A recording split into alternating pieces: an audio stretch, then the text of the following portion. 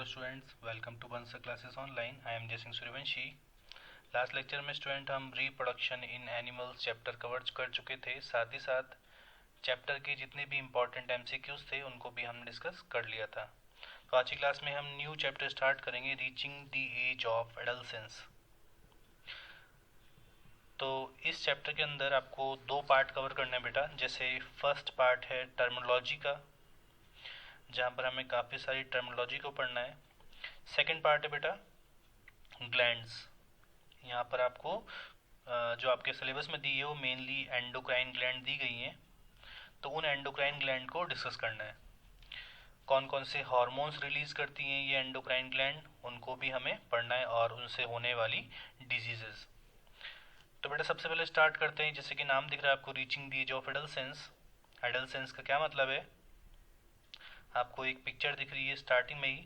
तो पिक्चर में जैसा दिख रहा है आपको कि यहाँ पर एक बेबी, एक इंडिविजुअल है जिसकी बॉडी के अंदर कुछ चेंजेस हो रहे हैं, कुछ ट्रांसफॉर्मेशन हो रहे हैं, जिसकी वजह से ये मैच्योर हो रहा है और एक एडल्ट में कन्वर्ट हो रहा है। तो इसी मॉडिफिकेशन को, इसी ट्रांसफॉर्मेशन को हम बोलते हैं बेटा एडोलसेंस। ठीक है, यहाँ पर आपको दिख रहा है कि एक इंडिविजुअल है, एक बेबी है, वो धीरे धीरे ग्रो कर रहा है, और ग्रोथ के साथ ही इसकी बॉडी में कुछ ट्रांसफॉर्मेशन देखने को मिल रहे हैं, और इसी ट्रांसफॉर्मेशन के थ्रू ये एडल्ट में कन्वर्ट हो रहा है। तो इसी चेंजेस को, इसी ट्रांसफॉर्मेशन को बेटा हम बोलते हैं एडोलसेंस। तो यहाँ पर आपको एक डेफिनेशन देखने को मिलेगी। एडोलसेंस का मतलब क्या होता है? तो adolescence is that period of life when many changes start taking place in the body. जब बॉडी के अंदर काफ़ी सारे चेंजेस देखने को मिलते हैं, जिसके थ्रू एक इंडिविजुअल, ठीक है बेटा, एक इंडिविजुअल किस में कन्वर्ट होता है, किस में ट्रांसफॉर्म होता है? एक एडल्ट में। ठीक है, जुवेनाइल पीरियड से और एक एडल्ट में कन्वर्ट होना, एक एडल्ट में चेंज होना, इसी ट्रांसफॉर्मेशन को क्या बोल रहे हैं बेटा हम? एडोलसेंस। समझ में आया? इसके बाद में एडोलसेंस, जैसे बेटा बॉडी के अंदर चेंजेस होते हैं, एडोलसेंस का क्या मतलब है? जैसे एडोलसेंस होते हैं, एक इंडिविजुअल एडल्ट में कन्वर्ट होता है, एडल्ट में मॉडिफाई होता है, और उसकी जो बॉडी है वो रिप्रोडक्शन के कैपेबल हो जाती है। ठीक है बेटा, रिप्रोडक्शन के कैपेबल होने का क्या मतलब है? उसकी बॉडी में काफ़ी सारे रिप्रोडक्टिव चेंजेस देखने को मिलते हैं। जैसे जितने भी बेटा सेक्सुअल ऑर्गन है, जितने भी सेक्स ऑर्गन है, उनका डेवलपमेंट देखने को मिलता है। गैमेट्स रिलीज होना स्टार्ट करते हैं बॉडी से, गैमेट्स प्रोड्यूस होते हैं बॉडी के अंदर, जितने भी प्राइमरी रिप्रोडक्टिव ऑर्गन है उनमें। अब आप समझ के होंगे कि प्राइमरी रिप्रोडक्टिव ऑर्गन का मतलब क्या है और सेकेंडरी रिप्रोडक्टिव ऑर्गन का मतलब क्या है। तो जितने बेटा रिप्रोडक्टिव ऑर्गन्स है उनका भी डेवलपमेंट होता है, और साथ साथ रिप्रोडक्टिव मैच्योरिटी आती है, उनकी बॉडी कैपेबल हो जाती है गैमेट्स को प्रोड्यूस करने के या फिर रिप्रोडक्शन की कैपेबिलिटी के। यहाँ तक समझ में आ गया बेटा?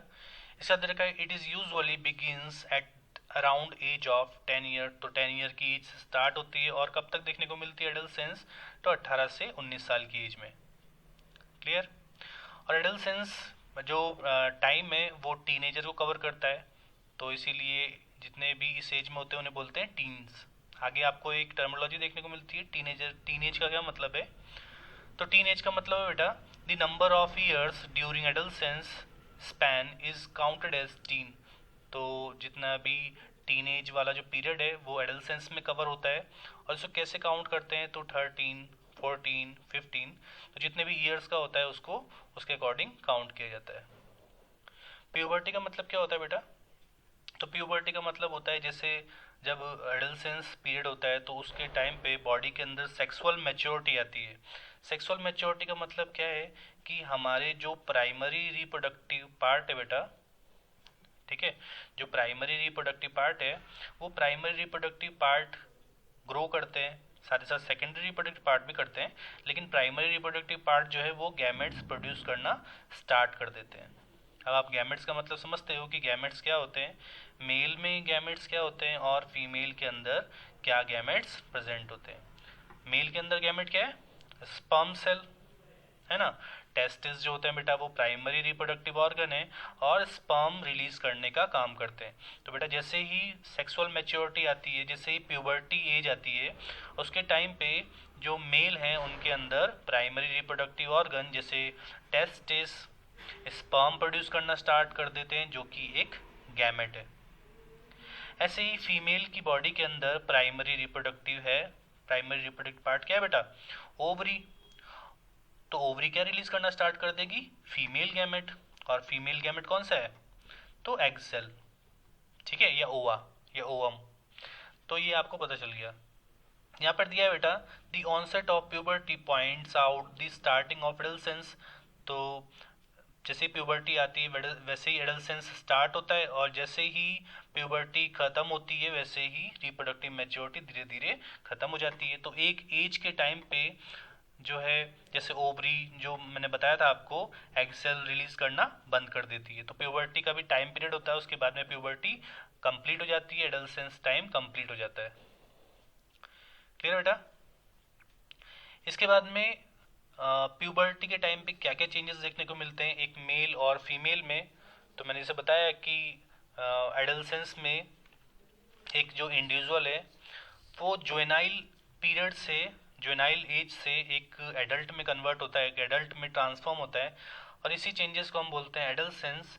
और एडोलसेंस में ही प्यूबर्टी देखने को मिलती है, क्योंकि जैसे जैसे बॉडी के अंदर चेंजेस आते हैं एक इंडिविजुअल की बॉडी रिप्रोडक्शन के लिए कैपेबल हो जाती है, और उसमें सेक्सुअल मैच्योरिटी आती है। मींस उनके जो रिप्रोडक्टिव पार्ट्स है बेटा, रिप्रोडक्टिव ऑर्गन है, वो गैमेट्स को रिलीज करना स्टार्ट कर देते हैं। जैसे मेल में टेस्टिस है जो कि प्राइमरी रिप्रोडक्टिव ऑर्गन है, वो sperm cell male gamete release करना स्टार्ट कर देंगे, और फीमेल में एग सेल रिलीज होना स्टार्ट हो जाता है बाय ओवरीज। इसके बाद में क्या क्या ऐसे चेंजेस देखने को मिलते हैं हमें प्यूबर्टी के टाइम पे, तो मेल और फीमेल दोनों के अंदर ही चेंजेस देखने को मिलते हैं, और बॉडी में जो चेंजेस हैं उनके थ्रू ही सेक्सुअल मैच्योरिटी आती है। तो क्या चेंजेस देखने को मिलते हैं प्यूबर्टी के टाइम पे, तो फर्स्ट तो हमें समझ में आ गया कि सेक्सुअल मैच्योरिटी आती है, गैमेट्स रिलीज करना स्टार्ट कर देते हैं जितने भी प्राइमरी रिप्रोडक्टिव ऑर्गन है, जैसे मेल के अंदर टेस्टिस और फीमेल में ओवरी। अब आपको समझ में आ गया होगा कि प्राइमरी का मतलब क्या है और सेकेंडरी का मतलब क्या है। ठीक है बेटा। अगर आपको नहीं समझ में आया तो मीन्स आपने इससे पहले वाला चैप्टर अच्छे से समझा नहीं है, तो एक बार उसको समझिए, उसके बाद में इस चैप्टर को देखिए। तो क्या क्या चेंजेस मिलते हैं देखने को प्यूबर्टी के टाइम पे, डिस्कस करते हैं हम। यहाँ पर सबसे पहले दे रखा है बेटा increase in height. Height increase होती है, जैसे प्यूबर्टी आती है वैसे ही हाइट भी इंक्रीज होती है, बॉडी पार्ट्स भी इंक्रीज होते हैं एज के अकॉर्डिंग। ठीक है। तो बेटा सबसे ज़्यादा जो जल्दी हाइट देखने को मिलती है, सबसे जल्दी जो हाइट इंक्रीज होती है वो होती है बेटा गर्ल्स की। गर्ल्स की हाइट बॉयज़ की कंपैरिजन में ज़्यादा जल्दी बढ़ती है, और अराउंड 18 ईयर्स की एज में, चाहे वो बेटा गर्ल्स हो चाहे बॉयज़ हो, दोनों की हाइट एक मैक्सिमम तक पहुंच चुकी होती है। तो 18 ईयर्स की एज में मैक्सिमम हाइट गेन कर लेते हैं दोनों बॉयज़ और गर्ल्स। इसके बाद में और क्या चेंज देखने को मिलते हैं, तो बॉडी में काफ़ी सारे चेंजेस देखने को मिलते हैं, और ये चेंजेस किससे रिलेटेड है, अगर हम सही डाइट लेंगे, सही न्यूट्रिशियस डाइट लेंगे, तो हमारी बॉडी का बेटर डेवलपमेंट होगा, मसल्स ज़्यादा जल्दी ग्रो होगी। ठीक है। तो डाइट भी बहुत इम्पॉर्टेंट है, और आपको पता होगा कि मेल और फीमेल दोनों की डाइट में थोड़ा सा वेरिएशन है, थोड़ा सा चेंजेस देखने को मिलता है। ठीक है। मेल की डाइट अलग होती है और फीमेल की डाइट अलग होती है। इसके बाद में बॉडी शेप में चेंजेस देखने को मिलता है, जैसे जैसे आपकी बॉडी में प्यूबर्टी आती है, जैसे चेंजेस देखने को मिलते हैं, वैसे ही बॉयज़ और गर्ल्स में कुछ हमें बॉडी के शेप में चेंज देखने को मिलता है। जैसे बॉयज़ के अंदर जो शोल्डर पार्ट होता है बेटा, शोल्डर, वो धीरे धीरे ब्रॉड हो जाते हैं। क्लियर। तो शोल्डर पार्ट जो होता है स्टार्ट हैविंग ब्रॉड। इसके बाद में जो चेस्ट है, चेस्ट वाइड हो जाते हैं। गर्ल्स के अंदर जो वेस्ट होता है, बिलो द वेस्ट पार्ट, वो भी ब्रॉड हो जाता है प्यूबर्टी के टाइम पे। तो ये बॉडी के अंदर कुछ चेंजेस देखने को मिलते हैं, जिससे पता चलता है कि इस स्पेसिफिक इंडिविजुअल में प्यूबर्टी है। इसके बाद में बॉयज़ में भी कुछ चेंजेस देखने को मिलते हैं, जैसे मसल्स की ग्रोथ ज़्यादा हो जाती है, पहले की कंपैरिजन में मसल्स कैसी होती है, ज़्यादा ग्रो हो जाती हैं, और जो बॉडी स्किन है वो धीरे धीरे हार्ड होना स्टार्ट हो जाती है। ठीक है। जबकि गर्ल्स की जो स्किन है वो धीरे धीरे सॉफ्ट हो जाती है। ऐसे ही काफ़ी और चेंजेस भी देखने को मिलते हैं, जैसे ग्रोथ ऑफ एडम एप्पल देखने को मिलते हैं बॉयज़ में। ठीक है, देखते हैं हम नेक्स्ट।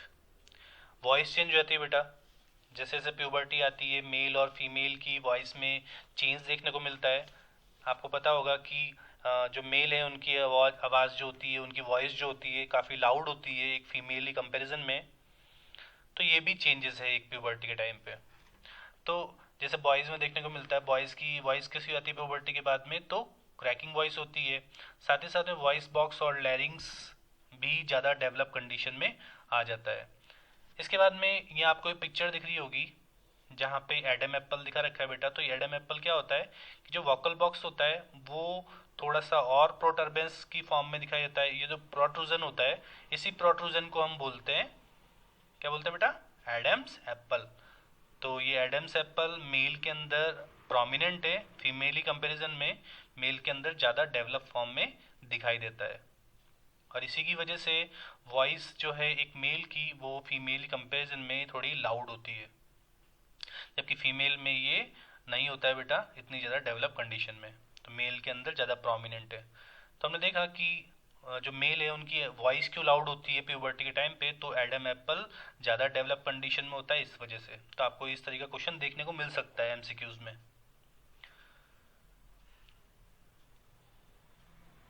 इसके बाद नेक्स्ट है increase activity of sweat and sebaceous gland.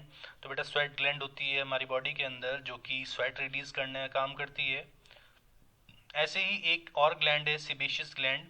तो सिबेशियस ग्लैंड ऑयल और वैक्स को रिलीज करने का काम करती है। ठीक है बेटा, और इनकी वजह से इनकी एक्टिविटी ज़्यादा हो जाती है, इंक्रीज एक्टिविटी होती है स्वेट ग्लैंड और सिबेशियस ग्लैंड की, जिसकी वजह से हमारी जो स्किन है उस पर पिंपल्स देखने को मिलते हैं प्यूबर्टी के टाइम पे। ठीक है बेटा, इसके बाद में डेवलपमेंट ऑफ सेक्स ऑर्गन। तो सेक्स ऑर्गन भी ज़्यादा डेवलप हो जाते हैं प्यूबर्टी के टाइम पे, चाहे वो प्राइमरी रिप्रोडक्टिव ऑर्गन हो, प्राइमरी सेक्स ऑर्गन हो, या फिर सेकेंडरी सेक्स ऑर्गन हो। जैसे बेटा जब सेक्स ऑर्गन डेवलप होते हैं तो दोनों ही मेल और फीमेल वो गैमेट्स रिलीज करना स्टार्ट कर देते हैं। गैमेट्स इनकी बॉडी में प्रोड्यूस होना स्टार्ट हो जाते हैं। जो मेल है बेटा उनमें टेस्टिस के थ्रू स्पर्म प्रोड्यूस होना स्टार्ट हो जाते हैं, और फीमेल के अंदर ओवरीज के थ्रू एग सेल प्रोड्यूस होना स्टार्ट हो जाती है। तो ये भी क्या है, डेवलपमेंट है बेटा। मीन्स वो उनके अंदर सेक्सुअल मैच्योरिटी आ गई है, वो रिप्रोडक्शन के कैपेबल हो गए हैं। ठीक है, अब जैसे फीमेल्स के अंदर और क्या चेंजेस देखने को मिलते हैं सेक्स ऑर्गन्स में। तो मेल के अंदर बेटा पेनिस जो कि सेकेंडरी रिप्रोडक्टिव ऑर्गन है, सेकेंडरी सेक्स ऑर्गन है, तो पेनिस का डेवलपमेंट ज़्यादा हो जाता है। ऐसे ही फीमेल के अंदर ब्रेस्ट का डेवलपमेंट ज़्यादा देखने को मिलता है। ठीक है, तो फीमेल में ब्रेस्ट रीजन ज़्यादा डेवलप हो जाता है, और ऐसे ही मेल के अंदर पेनिस जो कि सेकेंडरी रिप्रोडक्टिव ऑर्गन है उसका भी डेवलपमेंट ज़्यादा देखने को मिलता है एज के साथ में।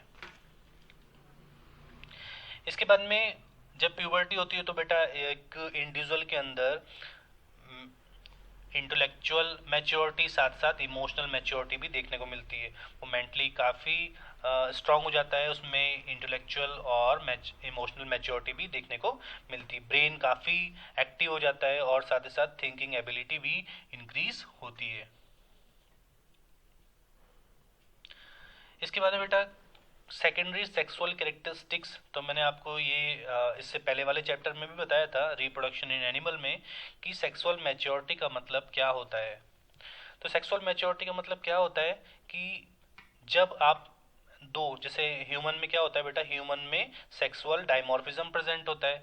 ह्यूमन में सेकेंडरी सेक्सुअल कैरेक्टरिस्टिक्स अलग अलग होते हैं, मेल के अलग होते हैं और फीमेल के अलग होते हैं। तो आप देख के दोनों कैरेक्टर्स को पहचान सकते हो कि कौन मेल है और कौन फीमेल। तो यही कैरेक्टर्स जो कि डिसाइड करते हैं मेल और फीमेल को, तो उन्हें क्या बोलते हैं बेटा, सेकेंडरी सेक्सुअल कैरेक्टरिस्टिक्स। मेल के अलग कैरेक्टर होते हैं और फीमेल के अलग कैरेक्टरिस्टिक्स होते हैं। जैसे बेटा मेल के अंदर जो मोस्टेक और बियर्ड देखने को मिलती है, लेकिन फीमेल में तो क्या होती है बेटा, एब्सेंट होती है। तो ऐसे ही मेल के अंदर जो मोस्टैक और बियर्ड है, मतलब जो हेयर की ग्रोथ है, वो ज़्यादा देखने को मिलती है बॉडी पे। ठीक है, अंडर द आर्मपिट ज़्यादा देखने को मिलती है। ठीक है, और साथ ही साथ प्यूबिक एरिया में भी या फिर थाई रीजन के पास में हेयर की ग्रोथ ज़्यादा देखने को मिलती है, दोनों के अंदर, मेल के अंदर भी और फीमेल में भी। ठीक है, तो प्यूबिक एरिया कौन सा होता है बेटा? लोअर एब्डोमिनल रीजन, जहाँ पे रिप्रोडक्टिव पार्ट होते हैं, वहाँ पर हेयर की ग्रोथ ज़्यादा होती है, मेल में भी और फीमेल में भी। साथ ही साथ जो लेग्स पे थाई पोर्शन होता है, उस थाई रीजन पे भी हेयर की ग्रोथ ज़्यादा होती है।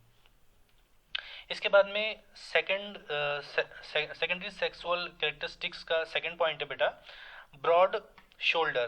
तो मेल के अंदर ब्रॉड शोल्डर होते हैं, चेस्ट वाइड हो जाते हैं। जैसे फीमेल के अंदर क्या चेंजेस देखने को मिलते हैं? तो फीमेल्स में हिप्स वाला जो पार्ट है वो नैरो हो जाता है। ठीक है, इसके बाद में और क्या चेंजेस देखने को मिलते हैं? तो सेकेंडरी सेक्सुअल कैरेक्टरिस्टिक्स की बात कर रहे हैं हम, मेल और फीमेल के अंदर क्या अलग कैरेक्टरिस्टिक्स है। फीमेल के अंदर ब्रेस्ट का डेवलपमेंट देखने को मिलता है, जबकि मेल में ऐसा नहीं होता बेटा। तो ये भी कैरेक्टर है जो कि फीमेल को मेल से अलग करता है, डिस्टिंग्विश करता है। मूड स्विंग्स देखने को मिलते हैं, मूड जो होता है वो चेंज होता है ना। कुछ न्यूरोट्रांसमीटर्स होते हैं हमारी बॉडी के अंदर जिनकी वजह से ये मूड स्विंग्स होते हैं। इसके बाद में सेक्सुअल मैच्योरिटी आती है, जो गैमेट से बॉडी के ऑर्गन्स, जैसे प्राइमरी रिप्रोडक्टिव पार्ट, वो क्या करते हैं बेटा? गैमेट्स रिलीज करना स्टार्ट कर देते हैं, सेक्सुअल मैच्योरिटी आती है। साथ ही साथ में इमोशनल मैच्योरिटी भी आती है, इमोशनल हो जाते हैं। इसके बाद में ब्रेन जो है काफ़ी एक्टिव हो जाता है और साथ ही साथ में लर्निंग एबिलिटी भी इंक्रीज होती है। तो ये सारे कुछ सेकेंडरी सेक्सुअल कैरेक्टरिस्टिक्स हैं जो कि मेल और फीमेल में देखने को मिलते हैं। साथ ही साथ वॉइस भी है बेटा, वॉइस जो है मेल की वो लाउड होती है फीमेल की कंपैरिजन में। ठीक है, लेकिन फीमेल की फ्रीक्वेंसी बहुत ज़्यादा होती है वॉइस की। तो ये भी एक सेकेंडरी सेक्सुअल कैरेक्टरिस्टिक्स है। ऐसे ही मेल की जो मसल्स होती है बेटा वो ज़्यादा स्ट्रांग हो जाती है ना, एक फीमेल कंपैरिजन में। तो ये भी एक सेकेंडरी सेक्सुअल कैरेक्टरिस्टिक है। इसके बाद में हार्मोन्स क्या होते हैं बेटा? तो हार्मोन्स क्या होते हैं ये इंपॉर्टेंट है। इसके बाद में हार्मोन्स और ग्लैंड बहुत इंपॉर्टेंट पार्ट है इस चैप्टर का। तो इसी में सबसे ज़्यादा क्वेश्चंस बनते हैं, कभी क्वेश्चन आ जाते हैं इंट्रोडक्शन वाले पार्ट में से, लेकिन सबसे ज़्यादा जो क्वेश्चंस बनते हैं वो हार्मोन्स और ग्लैंड से रिलेटेड बनते हैं। कौन सी ग्लैंड कौन सा हार्मोन रिलीज करती है? तो बेटा सबसे पहले ग्लैंड्स क्या होती हैं वो समझना जरूरी है। ठीक है, तो बेटा ग्लैंड्स क्या होती हैं? तो ग्लैंड्स टिश्यूज का ग्रुप होती है बेटा, कुछ सेल्स का ग्रुप होती है, या फिर बोल सकते हैं कुछ टिश्यूज का ग्रुप होती है जो कि सीक्रेटरी नेचर की होती है। कैसी होती है बेटा? सीक्रेटरी नेचर की, मीन्स दे रिलीज हॉर्मोन्स। ये क्या करती है? हॉर्मोन्स रिलीज करने का काम करती है। अब बेटा हॉर्मोन्स क्या होते हैं? हॉर्मोन्स क्या होते हैं बेटा? तो ये हॉर्मोन्स कुछ केमिकल्स होते हैं। ठीक है, और ये केमिकल्स हमारे बॉडी ऑर्गन्स को रेगुलेट करते हैं। ठीक है, और क्या रेगुलेट करते हैं बेटा? इनके फंक्शंस को। ठीक, जैसे एक छोटा सा एग्जांपल लेते हैं हम कि जैसे बेटा हमारे बॉडी के अंदर पैनक्रियाज होता है। ठीक है, आपको दोबारा पहले भी ये एग्जांपल मैंने बताया होगा, जो हमारी बॉडी के अंदर एक पैनक्रियाज होता है जो कि आपको पता है ये डाइजेशन में भी हेल्प करता है, डाइजेशन में भी इम्पोर्टेंट रोल प्ले करता है। ये पैनक्रियाज एक ग्लैंड की तरह भी वर्क करता है बेटा। ठीक है, डाइजेशन में तो हेल्प करता है, एक ऑर्गन भी है, लेकिन साथ ही साथ ये एक ग्लैंड की तरह भी एक्ट करता है। ये हार्मोन रिलीज करता है, काफ़ी सारे अलग अलग हार्मोन रिलीज करता है, हम आगे डिस्कस करेंगे। अभी बस हम समझ रहे हैं कि क्या होते हैं ये हार्मोन्स। ये हार्मोन्स जो है बेटा बहुत सारे हार्मोन रिलीज करता है पैनक्रियास। ये हार्मोन्स जो है ब्लड के अंदर शुगर लेवल को कंट्रोल करने का काम करते हैं। क्लियर? तो मतलब कि ये पैनक्रियास है, ये पैनक्रियास क्या कर रहा है बेटा? ये पैनक्रियास ग्लैंड की तरह वर्क कर रहा है, और ये ग्लैंड जो है बेटा कुछ हार्मोन रिलीज कर रही है।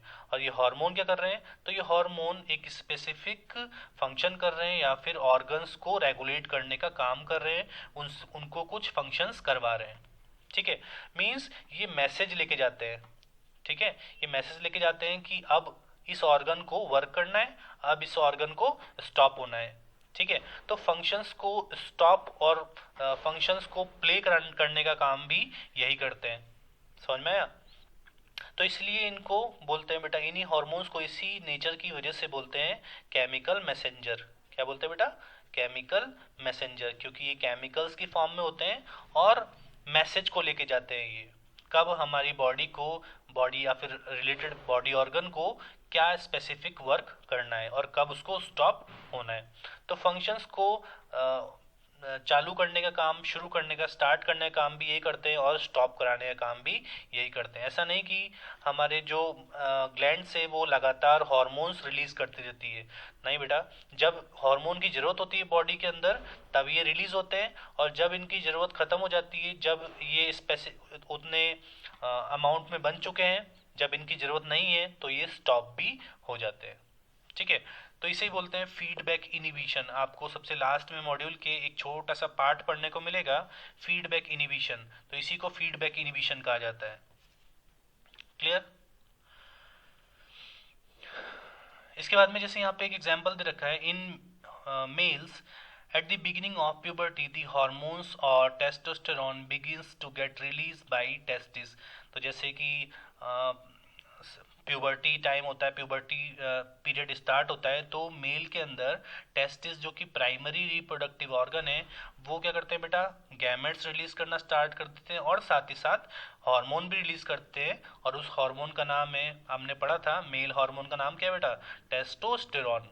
और ये टेस्टोस्टेरॉन बहुत ज़्यादा जरूरी है, हम आगे डिस्कस करेंगे क्यों जरूरी है। And this result in some changes in boys like the growth of hair, deep voice, hair on chest. तो चेस्ट पे हेयर देखने को मिलते हैं, डीप वॉइस होती है, और जितने भी फेशियल हेयर होते हैं, बियर्ड जो होती है, वो किसकी वजह से होती है? टेस्टोस्टेरॉन की वजह से। साथ ही साथ में मेटाबॉलिक एक्टिविटी भी इंक्रीज हो जाती है। फीमेल्स के अंदर ऐसे ही जो ओवरीज होती हैं बेटा, वो काफ़ी सारे अलग अलग हार्मोन्स रिलीज करना स्टार्ट कर देती है। आगे हम देखेंगे कौन कौन से हार्मोन्स रिलीज करती है फीमेल में जो ओवरी होती है बेटा, वो आगे हम डिस्कस करेंगे। तो यहाँ पे एक हार्मोन दे रखा है बस, ईस्ट्रोजन। और ये ईस्ट्रोजन क्या करता है? Which results in breast development on reaching puberty. तो जैसे ही फीमेल के अंदर प्यूबर्टी टाइम आता है बेटा, तो वैसे ही ये ओवरीज जो होती हैं ईस्ट्रोजन रिलीज करना स्टार्ट कर देती हैं, जो कि फीमेल हार्मोन है, और यही हार्मोन ब्रेस्ट के डेवलपमेंट को रेगुलेट करता है। साथ ही साथ पार्चुरेशन, मैंने एक आपको टर्मिनोलॉजी बताई थी, पार्चुरेशन। तो जिस टाइम पे एक फीमेल अपने बेबी को बर्थ देती है, तो उस टाइम पे भी एक हार्मोन रिलीज होता है ओवरी के थ्रू।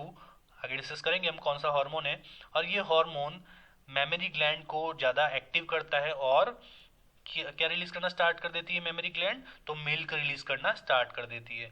तो ये भी एक इम्पॉर्टेंट हार्मोन है जो कि ओवरी के थ्रू रिलीज होता है। तो कब रिलीज होता है बेटा? पार्चुरेशन के टाइम पे।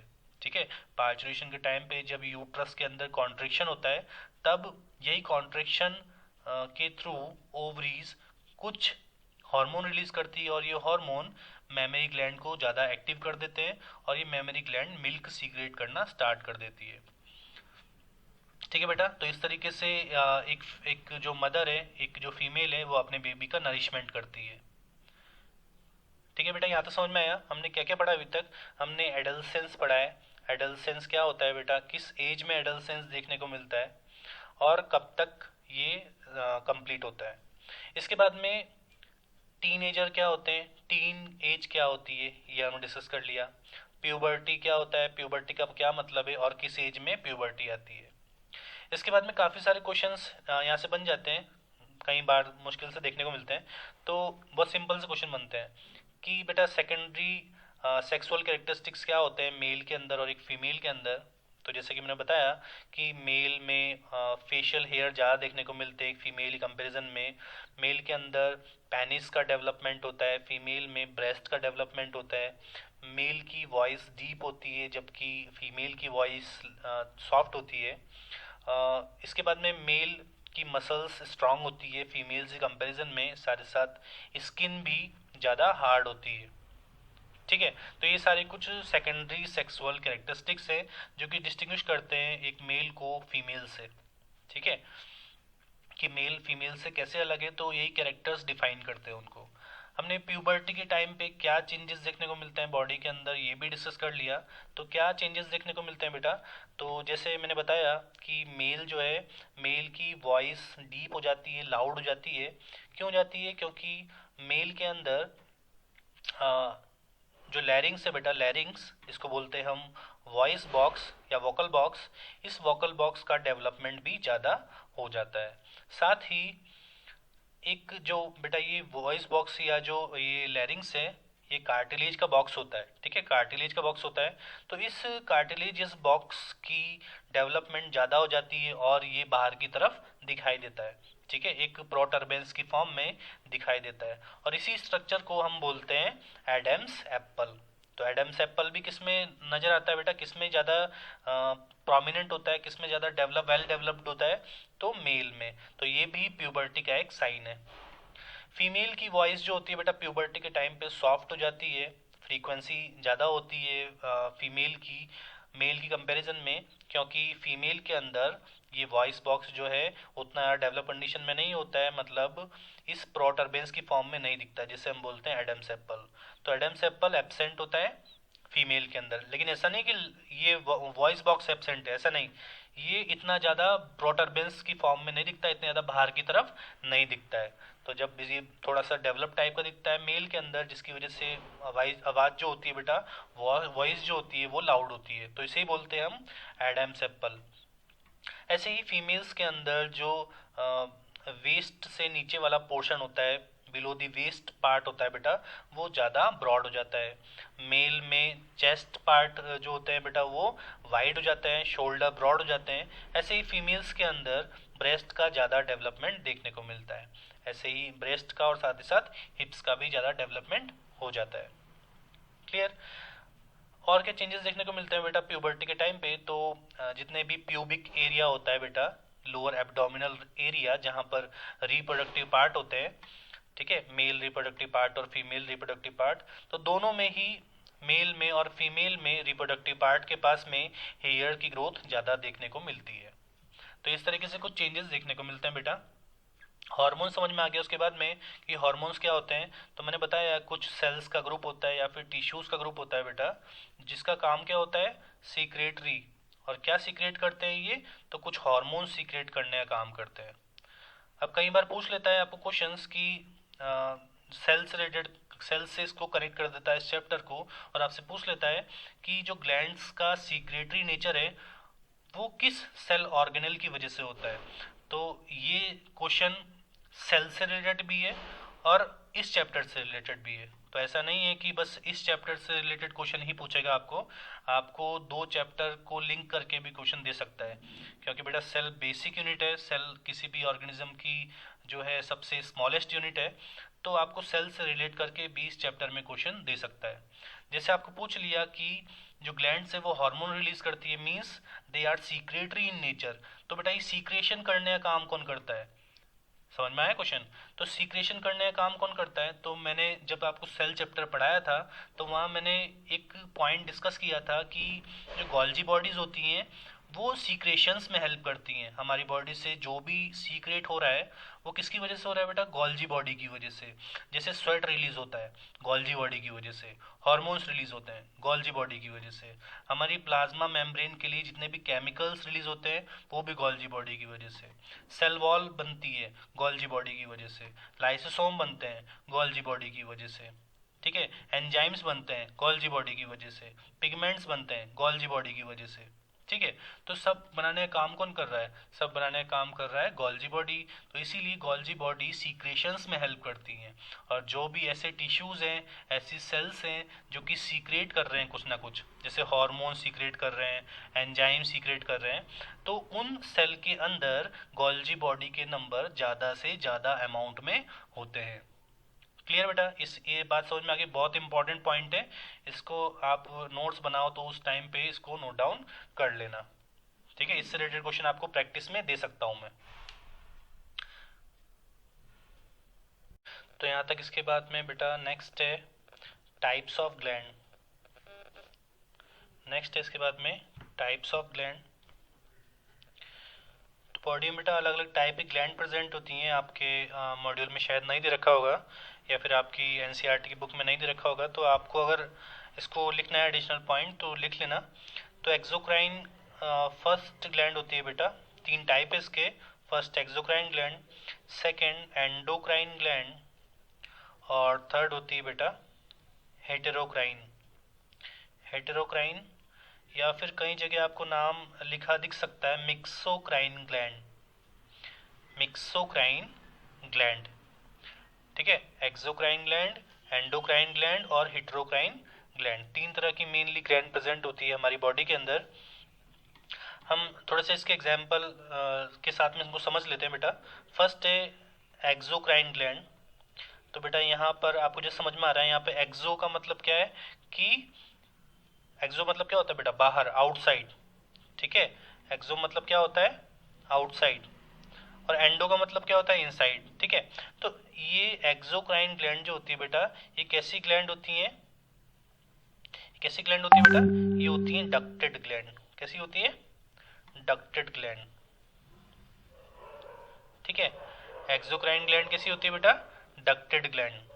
और डक्टेड ग्लैंड का मतलब क्या है, डक्ट का मतलब क्या होता है बेटा, डक्ट का मतलब होता है DUCT, डक्ट। डक्ट का मतलब होता है एक ट्यूब लाइक स्ट्रक्चर। ठीक है, डक्ट का मतलब क्या होता है, एक ट्यूब लाइक स्ट्रक्चर। तो जितनी भी एक्सोक्राइन ग्लैंड होती है बेटा वो डक्टेड ग्लैंड होती हैं, डक्टेड, DUCTED, डक्टेड ग्लैंड। और डक्टेड ग्लैंड का मतलब क्या है कि इसमें एक ट्यूब लाइक स्ट्रक्चर होती है, और इस ट्यूब लाइक स्ट्रक्चर के थ्रू हॉर्मोन्स, जहां पर भी बेटा ये ग्लैंड्स प्रेजेंट होती है, उनका फंक्शन जो है उन्हीं ऑर्गन्स से रिलेटेड होता है। सपोज मैं यहाँ पे एक एग्जाम्पल की बात करते हैं, एग्जाम्पल की बात करते हैं बेटा, पैनक्रियास। तो पैनक्रियास एक कैसी ग्लैंड है, एक्सोक्राइन ग्लैंड है। ठीक है, एक एंडोक्राइन ग्लैंड भी है। ये आगे हम डिस्कस करेंगे कि किस तरीके से इन दोनों का काम करती है, कैसे ये एक्सोक्राइन ग्लैंड की तरह वर्क करती है और कैसे ये एक एंडोक्राइन ग्लैंड की तरह वर्क करती है। पैनक्रियास का फंक्शन क्या है, पैनक्रियाटिक जूस रिलीज करना। आपको पता है पैनक्रियाटिक जूस डाइजेशन में हेल्प करता है। ह्यूमंस में जब डाइजेशन होता है या फिर जितने भी एनिमल्स हैं उनमें डाइजेशन करने के लिए ये पैनक्रियास कुछ हार्मोन्स रिलीज करता है। ठीक है, साथ ही साथ पैनक्रियाटिक जूस रिलीज करने का भी ये काम करता है। तो जो पैनक्रियाटिक जूस है बेटा वो डाइजेशन में हेल्प करता है। ठीक है, और साथ ही साथ ये पैनक्रियास हार्मोन्स रिलीज करने का भी काम करता है। तो बस अभी हम समझ रहे हैं इसके एक्सोक्राइनल नेचर को, कि एक्सोक्राइनल नेचर क्या है। तो ये पैनक्रियास डक्ट के थ्रू पैनक्रियाटिक जूस रिलीज करता है, और ये पैनक्रियाटिक जूस डाइजेशन में हेल्प करता है। ठीक है, ये पैनक्रियाटिक जूस जो बेटा वो डाइजेशन में हेल्प करता है। तो पैनक्रियास का एक्सोक्राइनल नेचर क्या हो गया कि ये फूड के डाइजेशन में हेल्प करता है। अगर हम बात करें इसके एंडोक्राइनल नेचर की, एंडोक्राइनल नेचर की, तो एंडोक्राइनल नेचर क्या है कि ये कुछ हार्मोन्स रिलीज करता है। जैसे मैंने आपको थोड़ी देर पहले बताया कि हार्मोन एक रिलीज करता है पैनक्रियास जिसका नाम है इंसुलिन, और ये इंसुलिन ब्लड में ग्लूकोज लेवल को कंट्रोल करने का काम करता है। क्लियर, ब्लड में ग्लूकोज लेवल कौन कंट्रोल करता है, तो इंसुलिन हार्मोन। समझ में आया। तो इसका एक्सोक्राइनल नेचर क्या हो गया, इसका एक्सोक्राइनल नेचर है कि ये डाइजेशन में हेल्प करता है बाय रिलीजिंग डाइजेस्टिव जूस। ठीक है, और इसके बाद में ये एक तरह से एंडोक्राइन ग्लैंड की तरह भी वर्क करता है। क्यों, क्योंकि ये हार्मोन्स रिलीज कर रहा है। और बेटा जितने भी हार्मोन्स होते हैं जो कि एंडोक्राइन ग्लैंड के थ्रू रिलीज होते हैं वो डायरेक्टली ब्लड के अंदर पोर होते हैं। ठीक है, डायरेक्टली ब्लड में रिलीज होते हैं। तो इन्हें रिलीज करने के लिए किसी भी डक्ट की, किसी भी ट्यूब लाइक स्ट्रक्चर की जरूरत नहीं होती है, रिक्वायरमेंट नहीं होती है। तो एक्सोक्राइन ग्लैंड में डक्ट प्रेजेंट होती है, और जहां भी एक्सोक्राइन ग्लैंड होगी उसी के पास में इसका जो रिलेवेंट ऑर्गन है वो प्रेजेंट होता है जहां पे इसको वर्क करना है। ठीक है, जैसे कोई एक्सोक्राइन ग्लैंड है जिसको पैनक्रियास पे वर्क करना है, तो पैनक्रियास वहीं प्रेजेंट होगा उसके पास में। ठीक है। तो एक्सोक्राइन ग्लैंड कहाँ प्रेजेंट होती है? स्पेसिफिक ऑर्गन के पास में जहाँ पे उसको वर्क करना है। एंडोक्राइन ग्लैंड बॉडी में कहीं भी प्रेजेंट हो सकती है, बॉडी में कहीं भी प्रेजेंट होके किसी भी फंक्शन को कंट्रोल कर सकती है। और कैसे कंट्रोल कर सकती है? क्योंकि ये जितने भी हार्मोन्स रिलीज करती है वो डायरेक्टली ब्लड में रिलीज होते हैं। कहाँ रिलीज होते हैं? डायरेक्टली ब्लड के अंदर। तो ब्लड के अंदर रिलीज होते हैं और ब्लड के थ्रू ये स्पेसिफिक ऑर्गन्स तक रिसीव होते हैं जाके, क्योंकि वहां पे कुछ रिसेप्टर्स होते हैं जो कि इनको रिसीव करने का काम करते हैं। क्लियर? नेक्स्ट है हीटेरोक्राइन ग्लैंड। हीटेरो मतलब होता है डिफरेंट। हीटेरो मतलब क्या है? डिफरेंट। और क्राइन टर्म यूज करते हैं हम ग्लैंड्स के लिए। क्राइन जो टर्म है वो किसके लिए यूज करते हैं हम? ग्लैंड्स के लिए। तो हीटेरोक्राइन ग्लैंड मीन्स ये कैसी होती है? मिक्स्ड नेचर की होती है, डिफरेंट नेचर की होती है। कैसे डिफरेंट नेचर की? ये एक एक्सोक्राइन ग्लैंड की तरह भी वर्क करती है और एक एंडोक्राइन ग्लैंड की तरह भी वर्क करती है। दोनों तरह से ये वर्क करती है, एक एक्सोक्राइन ग्लैंड की तरह भी और एक एंडोक्राइन ग्लैंड की तरह भी ये वर्क करती है। जैसे मैंने अभी आपको पैनक्रियास का एग्जाम्पल दिया, तो पैनक्रियास एक बॉडी की हीटेरोक्राइन ग्लैंड है, या फिर बोल सकते हैं हम एक मिक्सोक्राइन ग्लैंड है। आपको एमसीक्यूज की फॉर्म में या तो हीटेरोक्राइन टर्म लिखा आ सकता है या फिर मिक्सोक्राइन टर्म लिखा आ सकता है। तो दोनों आपको देख के कंफ्यूज नहीं होना है, कोई सा भी हो, हीटेरोक्राइन लिखा हुआ हो या फिर मिक्सोक्राइन लिखा हो पैनक्रियास के लिए, तो दोनों एकदम ठीक है। क्वेश्चन ये पूछ ले आपसे कि पैनक्रियास का पैनक्रियाटिक जूस रिलीज करना कैसा नेचर है इसका? तो ये कैसा नेचर है बेटा? ये है एक्सोक्राइन नेचर। क्यों? क्योंकि पैनक्रियाटिक जूस पैनक्रियाटिक डक्ट के थ्रू रिलीज होता है और जिन भी ग्लैंड में डक्ट प्रेजेंट है वो है सारी एक्सोक्राइन ग्लैंड। समझ में आया? और जिन भी ग्लैंड्स के अंदर डक्ट एब्सेंट है या फिर बोल सकते हैं हम डक्ट लेस है, उन्हें बोलते हैं हम एंडोक्राइन ग्लैंड। तो endocrine glands are ductless, they are ductless gland. और डक्ट क्या है? तो duct is a tube like structure. ठीक है। तो डक्ट DUCT है ना, स्पेलिंग नहीं समझ में आया तो लिख लेना DUCT, डक्ट। तो एक्सोक्राइन ग्लैंड का मतलब समझ में आ गया, एंडोक्राइन ग्लैंड का मतलब समझ में आ गया और हीटेरोक्राइन ग्लैंड का मतलब हमें समझ में आ गया। तो ये तीन टाइप की मेन ये ग्लैंड प्रेजेंट होती हैं। आपके मॉड्यूल में नहीं दिया हुआ है लेकिन इंपॉर्टेंट है आपको समझना। एक्सोक्राइन ग्लैंड के एग्जाम्पल हम लिखे, अभी थोड़ी देर पहले हमने बात की थी दो ग्लैंड्स की जो कि प्यूबर्टी के टाइम पे ज़्यादा एक्टिव हो जाती है और वर्क करना, अपना फंक्शन ज़्यादा स्टार्ट कर देती है। तो दो ग्लैंड के नाम पढ़े थे हमने, एक स्वेट ग्लैंड पढ़ा था और दूसरा सीबेशियस ग्लैंड। एक स्वेट ग्लैंड पढ़ा था हमने नाम, दूसरा सीबेशियस ग्लैंड। तो स्वेट ग्लैंड और सीबेशियस ग्लैंड ये दोनों किस टाइप की ग्लैंड है?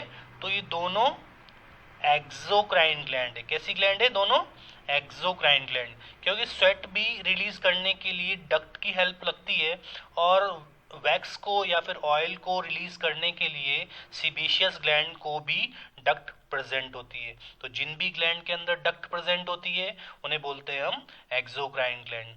तो इसीलिए ये सीबेशियस ग्लैंड जो कि ऑयल और वैक्स रिलीज करती है, ऐसे ही स्वेट ग्लैंड जो कि स्वेट रिलीज करने का काम करती है, दोनों किस नेचर की हैं? दोनों एक्सोक्राइन नेचर की हैं। कैसी नेचर की हैं? एक्सोक्राइन नेचर की हैं। तो यहाँ से दो इंपॉर्टेंट क्वेश्चन बन जाते हैं, आपको अक्सर देखने को मिलेंगे। पीछे आप जब मॉड्यूल के रिलेटेड जितनी भी एक्सरसाइज है उनमें आपको क्वेश्चन देखने को मिल जाएगा कि आपसे पूछता है कि एंडोक्राइन ग्लैंड कैसी है, डक्टेड है, डक्टलेस है, बोथ है या फिर नन है। तो कैसी होती है exocrine gland? Ducted, ductless, both या फिर नन। तो जितनी भी एक्सोक्राइन ग्लैंड होती है वो डक्टेड ग्लैंड होती है। मींस इनमें एक ट्यूब लाइक स्ट्रक्चर होती है जिससे हार्मोन्स रिलीज होते हैं और ये हार्मोन्स कहाँ जाके एक्ट करते हैं, कहाँ पे जाके ट्रिगर करते हैं? तो इनका जो स्पेसिफिक ऑर्गन है जिनको इनको फंक्शन रेगुलेट करना है वहां पे जाके ये वर्क करती है। ऐसे क्वेश्चन पूछ लेता है दूसरा कि एंडोक्राइन ग्लैंड्स कैसी होती है? डक्टेड होती है, डक्टलेस होती है, बोथ A एंड B, और डी ऑप्शन दे दिया आपको नन। ठीक है। तो कैसी होती है? तो एंडोक्राइन ग्लैंड में डक्ट नहीं होती है। और क्यों नहीं होती, क्या रीजन है इसके पीछे? तो आपको स्टेटमेंट की फॉर्म में भी क्वेश्चन मिल सकता है, असर्शन और रीजन में। तो क्यों नहीं होती है डक्ट? क्यों नहीं होती बेटा? क्योंकि इनको जितना भी हार्मोन्स है उनको रिलीज करने की डक्ट की जरूरत क्यों नहीं है? क्योंकि ये सारा हार्मोन्स डायरेक्टली ब्लड स्ट्रीम में रिलीज करते हैं, और ब्लड स्ट्रीम के थ्रू जहां भी इनको जरूरत होती है वहां तक ये पहुंच जाता है। क्लियर? तो आज की क्लास में हम इतना ही डिस्कस करेंगे, इसके बाकी का जो पार्ट है हम नेक्स्ट लेक्चर में डिस्कस करते हैं। तब तक के लिए एडिशनल पॉइंट्स को नोट डाउन कीजिए, अच्छे से लेक्चर को सुनिए, रिलेटेड क्वेश्चंस जितने भी इस कंटेंट से उनको प्रैक्टिस कीजिए, एक्सरसाइज मिल जाएंगे आपको। ठीक है, और अपना ध्यान रखिए, मिलते हैं नेक्स्ट लेक्चर में, तब तक के लिए गुड लक।